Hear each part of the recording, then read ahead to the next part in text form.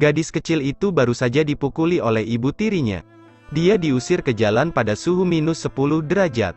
Tubuh kurus gadis itu bergetar. Seluruh tubuhnya ditutupi dengan luka. Di tangannya, dia juga memegang uang $5. Dia belum makan selama 3 hari. Ibu tiri tidak pernah memberinya makan. Hanya setelah dipukuli, dia akan memberinya beberapa dolar. Gadis kecil itu berkeliaran di jalan, lapar dan kedinginan. Dia meringkuk di sudut. Gadis itu tidak berani pulang. Dia hanya berharap seseorang datang untuk menyelamatkannya. Pada saat ini, seorang preman wanita lewat, melihat gadis kecil yang gemetaran berjongkok di tanah. Dia ingat memiliki masa kecil yang sama.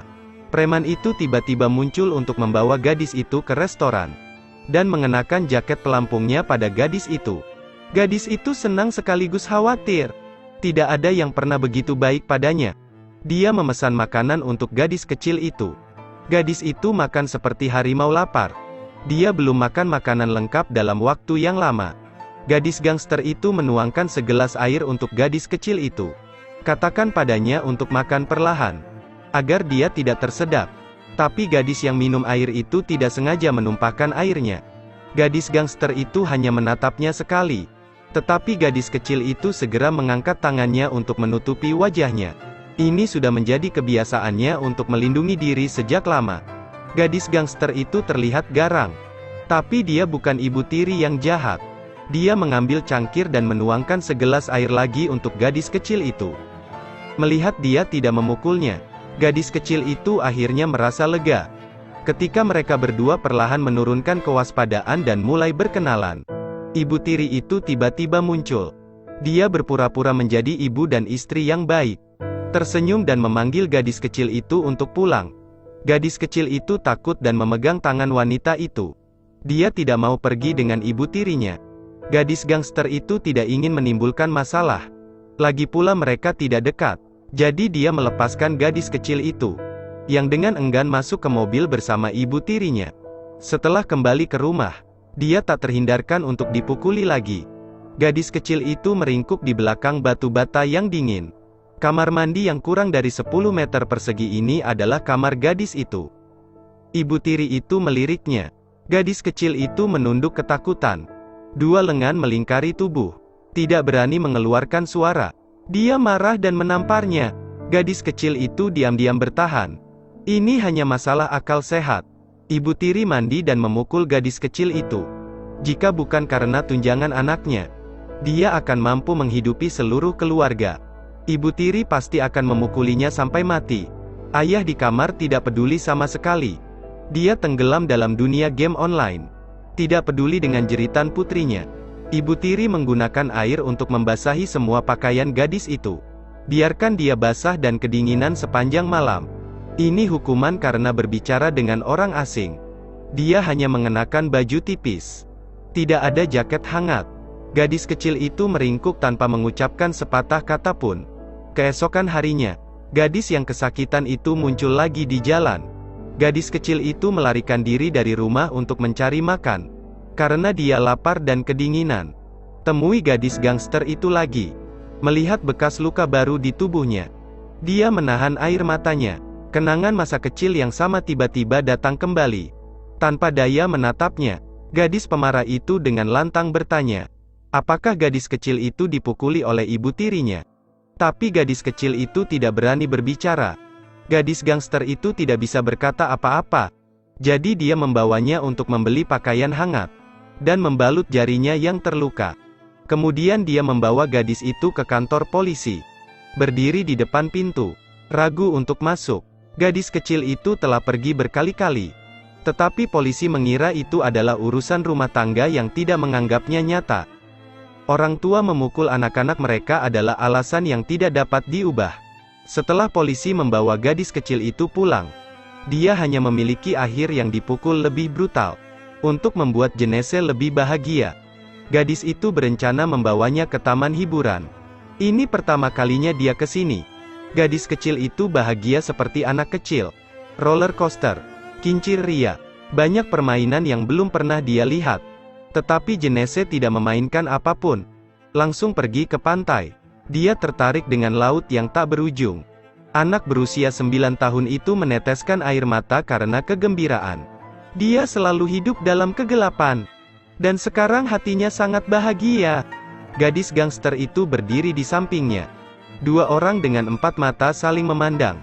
Saat itu, dua jiwa yang sama-sama terluka saling berpelukan. Memegang tangannya. Kali ini gadis gangster tidak akan melepaskannya lagi. Jenese tidak takut padanya lagi. Dia dengan tulus mengucapkan terima kasih. Gadis gangster itu mengubah kehidupan gadis berusia 9 tahun itu. Jenese pertama kali mengalami sesuatu yang baik. Tapi orang tuanya masih hidup. Gadis itu tidak bisa menahannya. Mereka bukan kerabat. Gadis itu memiliki jalan rahasia yang sama. Jadi mereka harus membawanya kembali ke rumah yang menyedihkan itu. Tak disangka, ibu tiri yang jahat itu ingin melaporkannya ke polisi. Gadis gangster membawa pulang gadis yang dipukuli itu. Dia berbalik dengan cemas. Tetapi ayah yang membuka pintu, melihat putrinya kembali, tidak peduli, tetapi malah menendangnya. Gadis itu tidak bisa menahannya. Masuk ke dalam rumah. Dia ingin berunding dengan mereka. Tapi tidak ada orang biasa di rumah itu. Sang ayah tidak selesai memukuli. Terus memukuli gadis itu. Gadis itu memegang tangan ibu tirinya. Dia memarahi dengan menantang. Katakan padanya untuk tidak khawatir tentang berapa banyak uang. Dia sangat marah. Belum pernah melihat orang tua seperti itu. Keduanya saling adu mulut hingga ke kantor polisi. Polisi memeriksa luka, melepas perban dari jari kelingking yang terluka. Tetapi ketika ditanya bagaimana dia terluka, dia menatap orang tuanya. Mereka menatapnya dengan kejam, tidak berani mengatakan yang sebenarnya. Gadis itu harus memberitahu polisi. Luka ini adalah salahku sendiri. Tidak berhubungan dengan orang lain. Gadis itu mengangkat kepalanya. Dia tahu, sebelum dia menemukan bukti, semua alasan tidak berguna. Tanpa diduga, ibu tiri mulai melawan. Dia melaporkan ke polisi tentang gadis gangster yang menculik putrinya. Juga serangan pribadi. Gadis tak berdaya itu tidak bisa membantah. Bagaimanapun, dia dan mereka bukan kerabat. Saat ini polisi juga menemukan bahwa dia memiliki catatan kriminal. Dia pernah memukul Pu Enhi Dai, tapi dihukum 10 tahun karena kekuasaannya. Ternyata dia punya catatan kriminal. Ibu tiri bahkan lebih bersemangat. Dia harus menuntut gadis ini. Ketika dua pihak berselisih, pacar gadis itu telah tiba. Dia menjelaskan kepada polisi tentang sejarah konsekuensinya. Akhirnya mengeluarkannya. Polisi setuju untuk mengunjungi rumah itu kapan saja. Namun sejak saat itu, gadis itu mulai putus asa. Dia tidak bisa menjamin keselamatannya sendiri. Jadi bagaimana dia bisa melindungi orang lain? Dia mengepak barang-barangnya dan bersiap untuk pindah. Tapi sebelum dia pergi, dia ingin bertemu dengan Jenese lagi. Dia tidak tahu, saat ini Jenese dipukuli seumur hidup. Karena dia dekat dengan orang asing. Sang ayah menjadi gila, melampiaskan semua amarahnya pada putrinya. Dia mencekik gadis itu, menginginkannya mati. Jenese mencoba berjuang. Ketukan di pintu sekali lagi menyelamatkannya. Ayah perlahan melepaskan tangannya. Dia melemparnya ke kamar mandi. Berhati-hati agar tidak bersuara. Takut terdengar oleh gadis di luar pintu. Dia mengetuk pintu berulang kali. Tak henti-hentinya memanggil Jenese. Meskipun gadis kecil itu mendengarnya, tetapi dia tidak memiliki kekuatan untuk menanggapi. Ini mungkin adalah yang terakhir kali keduanya bertemu. Besok gadis itu akan pindah. Karena tidak ada yang menjawab. Dia harus pergi. Gerakan tubuh yang menyakitkan untuk berdiri. Gadis kecil itu merangkak ke atas jendela dengan susah payah. Ingin melihat gadis itu untuk terakhir kalinya. Tetapi hanya melihat punggungnya. Ini adalah satu-satunya kesempatan untuk bertahan hidup bagi Jenese. Putrinya hampir dicekik sampai mati oleh ayahnya. Alasan akhirnya membuatnya berhenti. Sang ayah melempar gadis kecil itu ke kamar mandi. Dia ingin gadis itu melahirkan penghancuran diri. Untuk dapat bertahan hidup, gadis itu mengumpulkan keberanian untuk memanjat jendela. Dari ketinggian 10 meter ke bawah. Jika dia jatuh, dia akan kehilangan nyawa. Tapi tinggal di sini juga akan mati. Jenese hanya bisa bersandar keluar jendela. Untuk menjaga keseimbangan, Jenese meraih tirai dengan satu tangan. Tapi tirai jendela itu jatuh. Dia takut dipukuli lagi. Tapi sang ayah bersenang-senang. Tidak ada suara terdengar di kamar mandi. Dia lebih berani melompat keluar dari jendela. Jenese menginjak pipa besi tipis di tangannya. Dia hanya meraih kabel tegangan tinggi. Dia tidak berani bernapas, bergerak dengan susah payah. Putus asa, tangannya mulai kehilangan kekuatan. Ketika dia akan menyerah, dia tiba-tiba memikirkan pantai yang pernah dia kunjungi. Dan satu-satunya gadis yang baik padanya. Dia mencengkeram kabel listrik di tangannya, terus memeriksa di bawah dengan kakinya. Tetapi pipa besi sudah lama tidak diperbaiki. Dia jatuh, menyebabkan hidungnya memar dan wajahnya membengkak.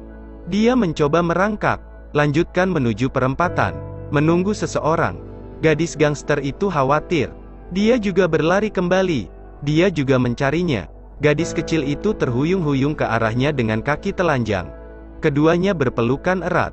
Mereka bukan saudara, tapi kali ini mereka lebih seperti saudara. Mata gadis itu keras. Dia memiliki penyakit yang sama.